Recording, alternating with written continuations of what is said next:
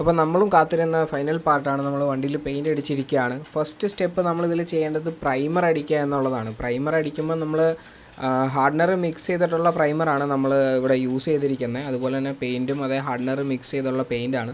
അപ്പോൾ ഒരു 15-20 മിനിറ്റിനുള്ളിൽ നമ്മളിത് മിക്സ് ചെയ്ത് കഴിഞ്ഞാൽ അത് ഹാർഡാകും. അപ്പോൾ അത് ആ ഒരു ടൈം പീരീഡിനുള്ളിൽ തന്നെ നമ്മൾ പെയിൻറ്റ് ചെയ്ത് കഴിയണം.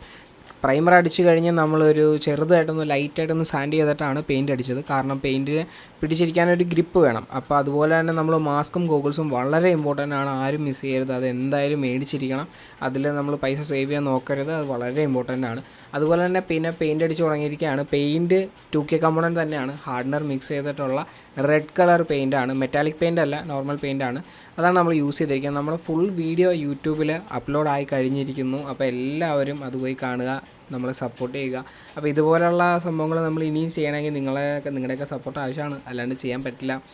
അപ്പോൾ നമ്മുടെ ഫുൾ കാർ റിവീലിൻ്റെ ജസ്റ്റ് ഒരു വീഡിയോ കൂടെ നമ്മൾ ഇടുന്നതായിരിക്കും. അപ്പോൾ എല്ലാവരും നമ്മുടെ ഇൻസ്റ്റാഗ്രാമിൽ അക്കൗണ്ടും ഫോളോ ചെയ്ത് വയ്ക്കുക. അതുപോലെ തന്നെ നമ്മുടെ ചാനലും ഫോളോ ചെയ്ത് വയ്ക്കുക. അപ്പോൾ ഓക്കെ.